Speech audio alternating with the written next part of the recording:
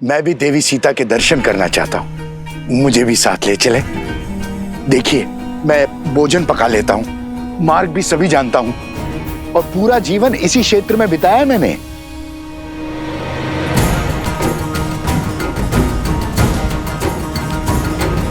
सबकी क्या राय है? सब अपना अपना मत बताइए। आप मिथिलावासी हैं, आपको तो हमारे साथ चलना ही चाहिए। जो सबका मत है वही मेरा भी है।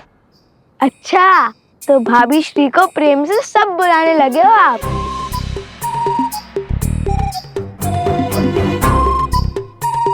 अब चलो भी, अन्यथा लव भैया कहेंगे शीघ्र चलो शीघ्र चलो।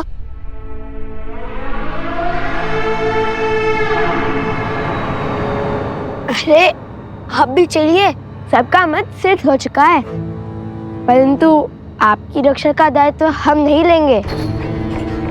स्मरण रहे, हम पर अन्य बहुत से उत्तरदायित्व हैं।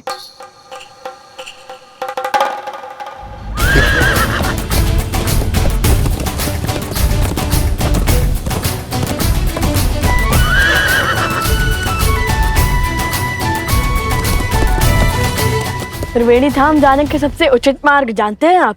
अवश्य, त्रिवेणी धाम यहाँ से उत्तर में है, किंतु मार्ग में अनेक नदियां, अनेक पर्वत आएंगे।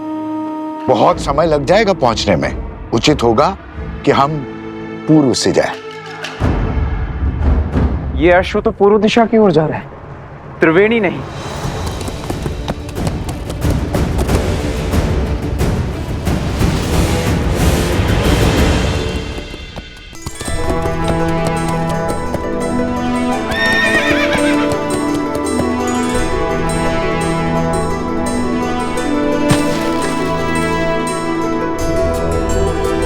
हे अश्व, इस ओर चलिए। महाराज का आदेश है, आपको त्रिवेणी धाम जाना है।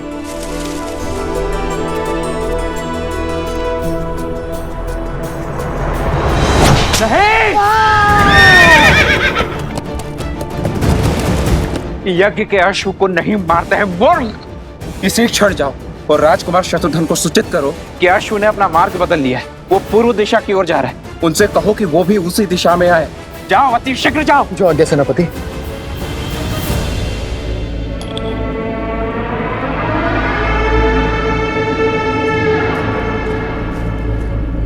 ये लीजिए। अब आप मिथिला से हैं ना, और आपके पिताश्री राजदूत भी हैं, तो आप मेरे पिताश्री त्रिकाल शर्मा को जानते ही होंगे। हाँ हाँ अवश्य, हम तो साथ ही पढ़े थे ऋषि श्रृंगा के गुरुकुल में। विवाह के बाद एक पुत्री का जीवन और घर कितना बदल जाता है ना। बहुत स्मृति आती है मुझे पिताश्री की। आती ही होगी, जिस आंगन में जन्म लिया उसे छोड़ आना सरल थोड़ी होता है। किंतु उनका तो सोचो, जिनके पिता उनके पास नहीं है।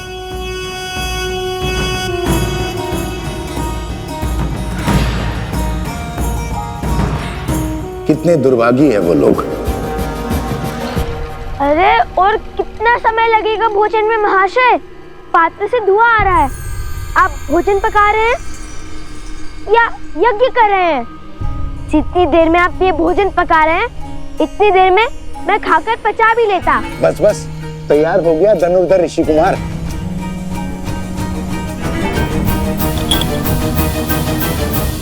त्रिवेणी धाम तीर्थ में स्नान करने का महत्व है। जब अश्व 3 पवित्र नदियों के जल से निकलते हैं तो देवता समस्त प्रजा को उनके पापों से मुक्त कर देते हैं। यदि उस अश्व को देवता त्रिवेणी से दूर ले जा रहे हैं तो अवश्य ही हमारा कार्य अधिक विकट हो जाएगा।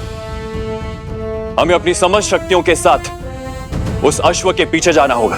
जय श्री राम, जय श्री राम, जय श्री राम, जय श्री राम। बचाओ बचाओ बचाओ बचाओ। मैंने तो उस ओर से आ रही है।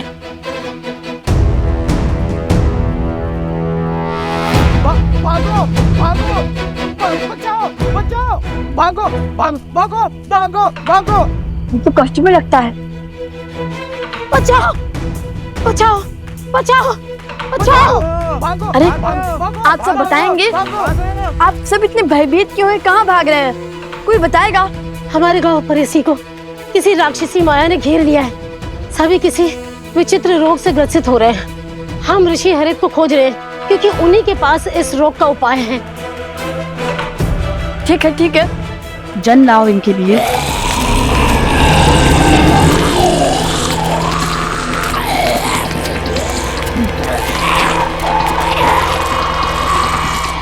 आप सब हमारे पीछे आइए।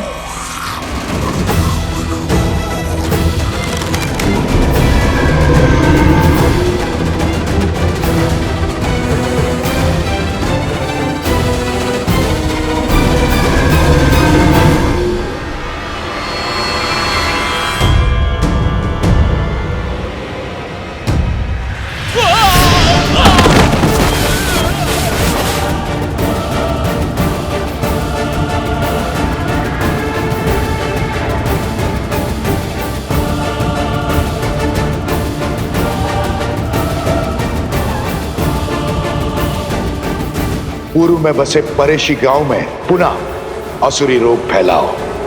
मेरी माया तुम्हारे साथ है।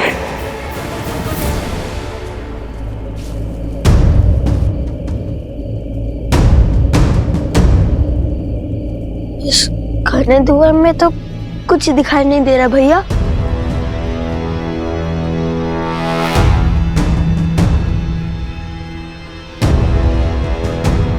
भैया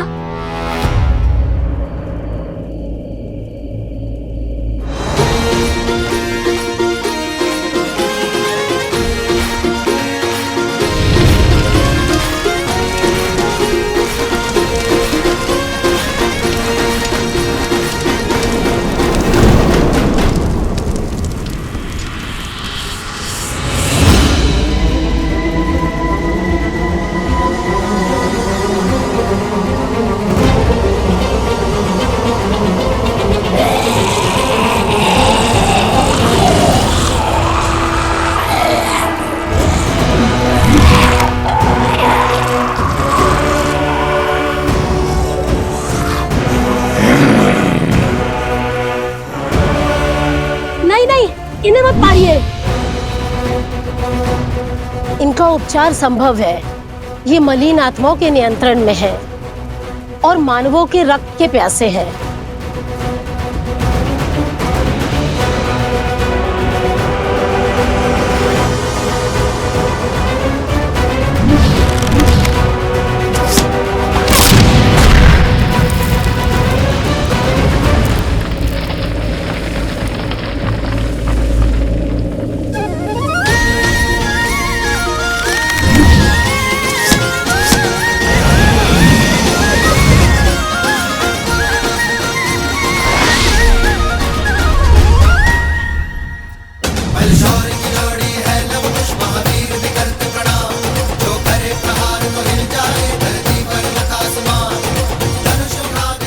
लव कुश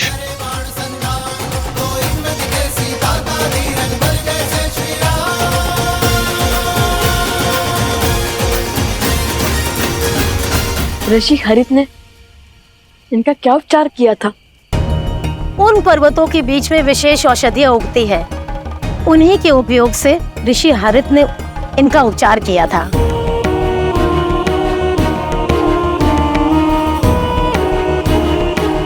आप उपगुरु अवत्सला और भाभी श्री प्रसुता के साथ ऋषि हरित के पास जाइए। हम औषधि लेकर आते हैं। और महाशय आप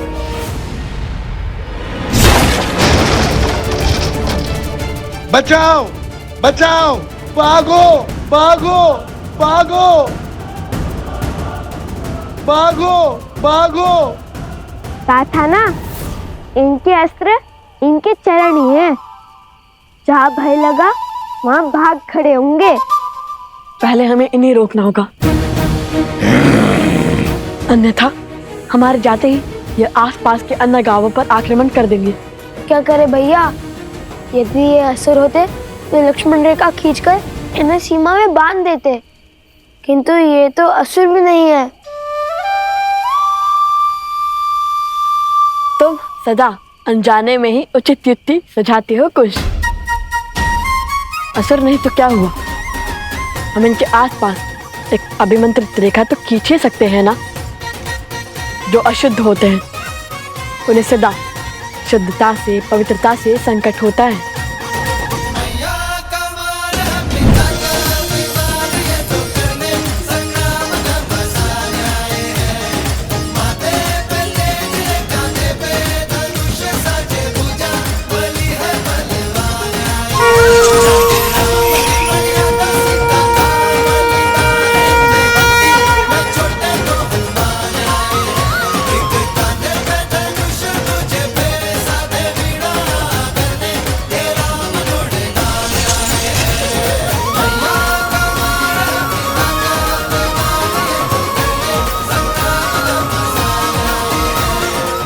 ये इस अभिमंत्रित रेखा को पार नहीं कर पाएंगे कुश। आप सब शीघ्र जाइए। सोमकरण, कुश, चलो।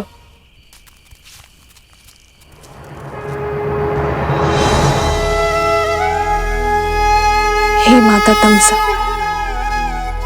आप सब नदियां, बहनें हैं इस भूमि पर हर और उपस्थित हैं। मेरी आपसे विनती है माता, मेरे पुत्रों का मार्गदर्शन करने में, रक्षण करने में उनका सहायक बनिए। उनके प्रभु पर उनकी अटूट श्रद्धा को बनाए रखने में सहायता कीजिए माता।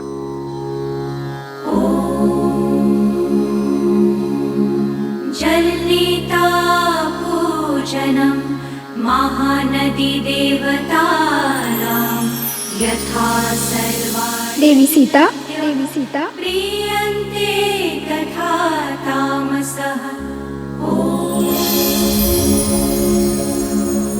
जलनीता पूजनम महानदी देवतानां यथा सर्वाणि नद्यः प्रीयन्ते तथा तामसः। भूमि की हर नदी जानती है कि आप भूमि देवी की पुत्री सीता भूमिजा है और आपकी संतानों की सुरक्षा हमारा दायित्व है। माता, त्रिवेणी धाम में सभी महानदियां आपके पुत्रों को अपना आशीर्वाद देने हेतु उपस्थित होंगी,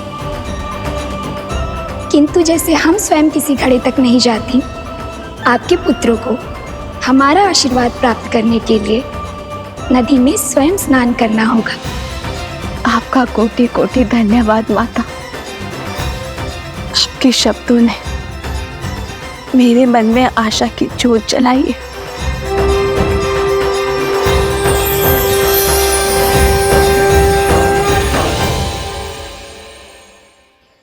अतिशीघ्र चलो। यह अश्व तो पर्वत की ओर जा रहा है। यहां हम अश्व की क्या स्वयं की भी रक्षा नहीं कर पाएंगे। चलो शीघ्र चलो।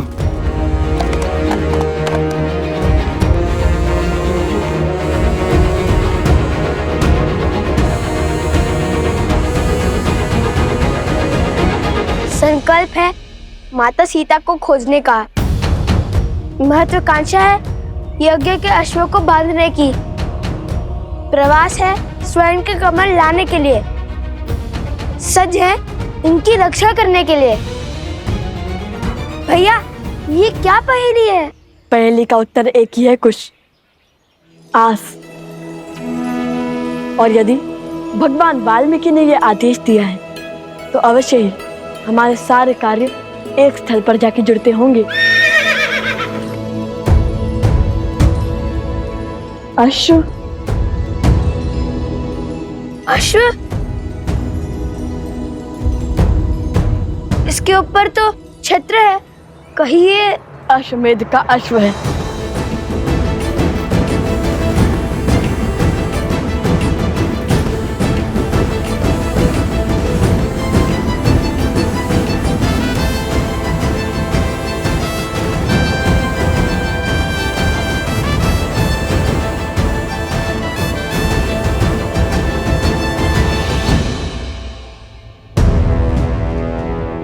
वो देखिए भैया,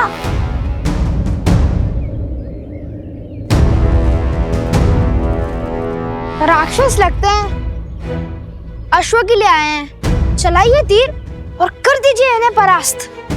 ध्यान से देखो, वे सैनिक हैं और हम सैनिकों पर आक्रमण नहीं कर सकते, किंतु अश्व के लिए केवल इतने से सैनिक।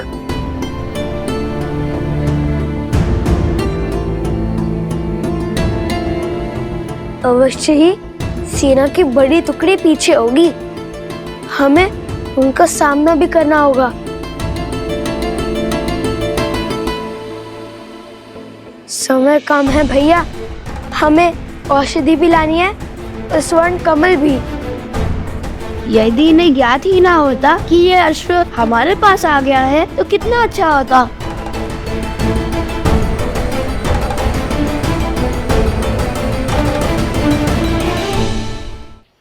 कुश, सोम, आसपास के गांव से एक अश्व लाओ। हम उस अश्व को इससे बदल देंगे और जब तक वो हमारे ये भेद जानेंगे तब तक यज्ञ का अश्व हम ले जाएंगे। उचित है, आप यही अश्व पर दृष्टि रखिए, हम जाकर अभी अश्व को लाते हैं। मुझे तो अश्व से बात करना भी आता है, वो मेरी बात यूं मान जाएगा। अश्व मिल गया, अब चलकर श्री राम से प्रश्न करेंगे। लक्ष्मण, संसार को कालांतर तक गौ पूजा स्मरण रखनी चाहिए। वेदों में भी गौ सेवा को सबसे पवित्र माना गया है। गौ के चरणों में तो देवता भी निवास करते हैं। और जिस प्रेम से गौ अपने शिशु का पालन करती है, उसी प्रेम से संसार को भी पालती है। गौ केवल एक पशु नहीं, वो हमारे लिए माता समान है, जो निस्वार्थ अपने दूध से संसार का पोषण करती है। जिस स्थान पर गौ का सम्मान होता है, वो स्थान कभी निर्धन या भूखा नहीं रहता। इसलिए गौ के लिए प्रेम और सेवा केवल हमारा कर्तव्य ही नहीं, हमारे जीवन का आधार भी है। श्री राम श्री राम श्री राम।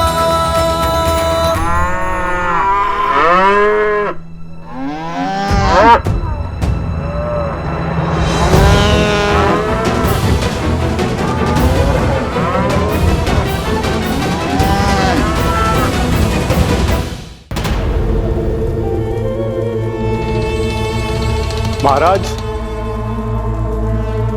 महाराज,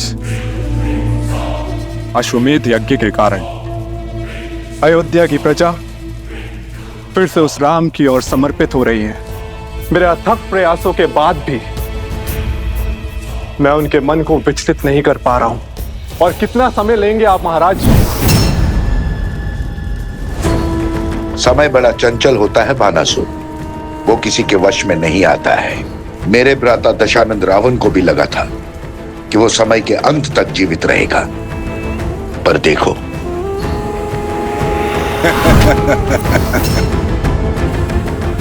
मैं उन बालकों के मन में एक बीज बो चुका हूं, एक सोच कि संसार में ऐसे भी पिता है जो अपने बालकों की सहायता के लिए कभी नहीं आए।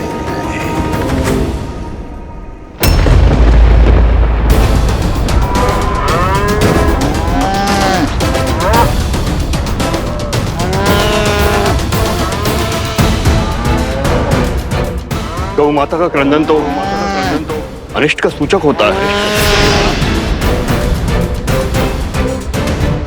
अब इन बालकों को जब पता चलेगा कि श्री राम ही उनके पिता है, जो उनके लिए कभी नहीं था, तब छिड़ेगा युद्ध।